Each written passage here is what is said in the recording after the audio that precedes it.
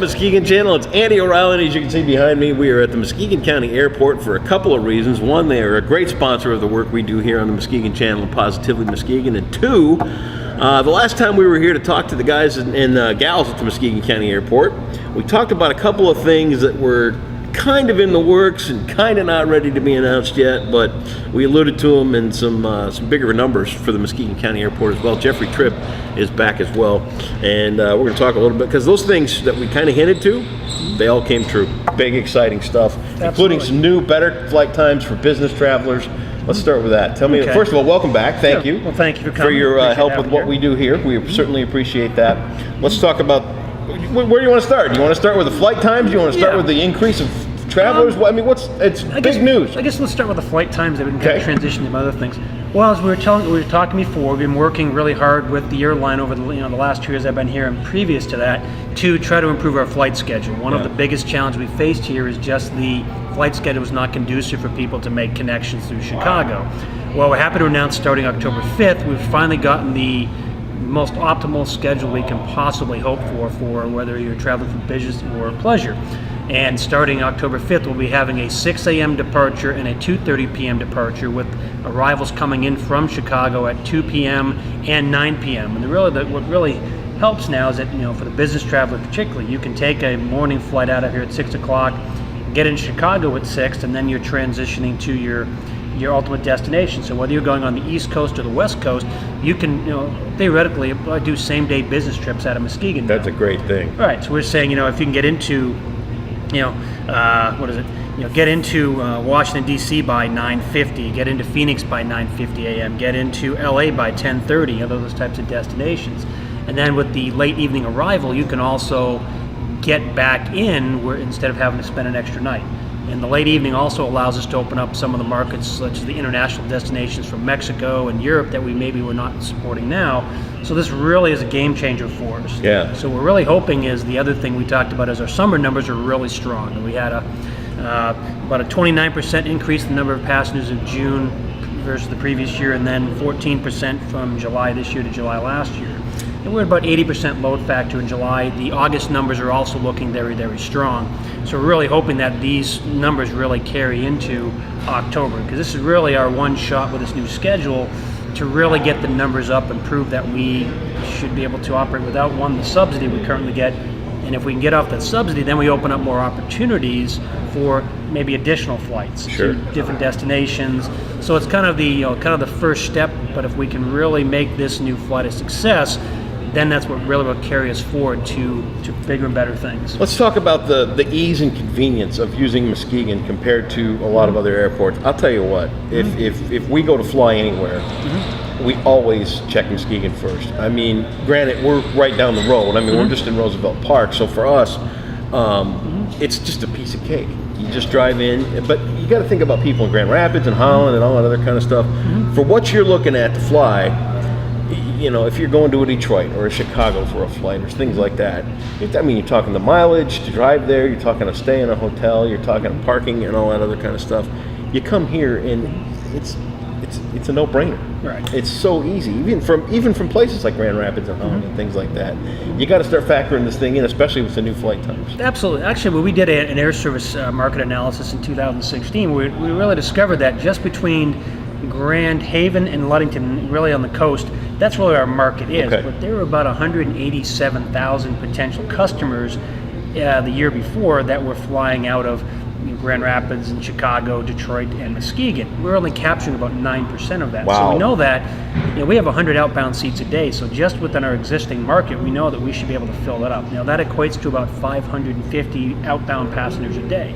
So even if we had 4 flights a day with 200 seats, that's still 350 additional customers that may go to Grand Rapids. I always like to say, we're really more in we complement, I think, Grand Rapids more than competing, because, of course, like you said, the convenience factor. Most of our customers, you live within 20-25 minutes of the airport. So you drive, you park easy. It's a short walk. It's almost like valet parking yourself because it's so close. You walk in, the check-in process is fairly straightforward and easy, and getting through TSA on your flight, and away you go. Then on the way back, oftentimes the baggage is already at the baggage carousel by the time you're getting off the plane. You walk to your car, and you're out the door. Gone. You know, you're home fairly quick. So Piece of cake. whether you're, you know, business or for leisure, it's just a really good opportunity. And as I say, you know, the airlines are just like any other business. Sure. The more you use of something, the greater the likelihood you're going to get more of it. A good example is our former restaurant behind us, you know, the old Brownstone restaurant. People walk in all the time and say, "Oh, what happened to the restaurant? We love this place." Well, it closed in December of 16. We're actually happy to announce we're in the process of trying to finalize negotiations with a new restaurant and bar operator. Nice. So hopefully this fall we'll have some better news on that. So we're kind of pushing forward on that. But people will walk in all the time and say, "Well, we love this place. When did it close?" Yeah. We'll say, "Well, if you loved it, but you haven't used it in a year and a half." Sure. You know, air service is the same way. You know, we're fighting with every other community that has air service on with SkyWest Airlines for the limited numbers of aircraft and flight crews. So the airlines are going to make their business decisions saying, if I can make the most money in this market because they're filling the planes, we're going to put those aircraft there. And then the markets that are not doing as well, they will get the less optimal schedule. And that's what we had before, where we were still getting the service, but it was not really conducive for people to flying. So with this new schedule, if people really support it, we always ask people check, you know, Muskegon First at United.com. The more we use the existing flights coming up, particularly in the winters when we're slower, if we can get those numbers up to the 80-90% load factor rate, you know, 80 to 90 people going out a day, you know, that will really allow us to then make the transition to the next phase. That's a great thing. That's a really great thing. Absolutely.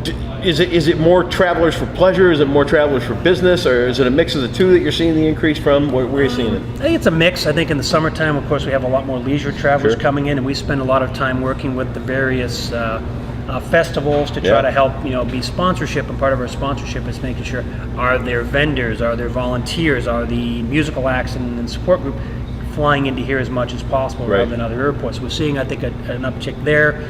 I think sometimes with the general economy, you know, picking up, I think we're definitely seeing more people traveling. But again, I think, you know, if we can really, I think our first focus, if we get the business travelers first, so we're really marketing to the chambers and the businesses, then the leisure travelers tend to follow. Yeah, that's a good thing. So we've got casino flights still going on? Yes. Lots of those. Those are awesome. Yes, the Atlantic City trips that started last November, they keep adding. I think we're ready. We're going to be announcing I think the September flights are there, and now we're waiting to finalize both the Laughlin and the Atlantic City October schedule. Done them both. So I mean, those things are just continuing to go, and we're going to be reaching out, you know, constantly to other casino operators, trying to see if we can get additional destinations, you know, based upon the demand. I mean, you're selling out 15 to 16 737s a year without breaking a sweat. I know. We know there's more need. But there's such a value. It is. I mean, you think about it. What is it? $250, something like that? They're $279 or whatever. It's one of them was like nothing. $359. Is it $359 now? It just depends upon the. When I've been on them, I mean, they're next to nothing. You go right to Atlantic City. You don't even touch your bags once you get on the airplane. Yeah. You're on the boardwalk. You can't even drive there for that price. Yep. And Scott and Sandy are on the flight with you. They're awesome hosts. It's a lot of fun. Laughlин's a great place. Atlantic City's a great place. And you know, as much fun as Vegas is, both of those places are like a little slower pace. Right. I like those. I like those about those trips. Those are great too. Yeah. We've got what else do we got coming up here at the airport? Anything we need to talk about too?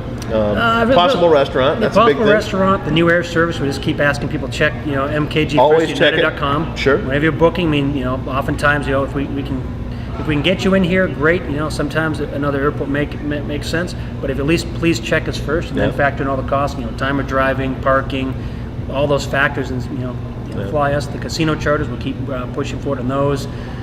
Really, those are the big things for this year, and then next year we have construction and other things coming up. But really, our focus really is the air service and the casino charters, just getting more customers to use the airport. Yep.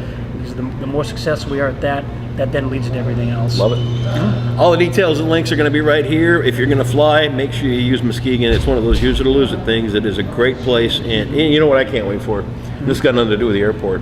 We got two grandkids that come in from Seattle all the time. I can't wait till they can just fly here. Absolutely. We have to make that drive down to Chicago to pick them up because they're on a direct flight now. Oh, awful. Yep. Awful driving to Chicago for a flight. So think Muskegon first to get yourself down here. Jeff Tripp from the Muskegon County Airport. All the details are right here on the Muskegon channel.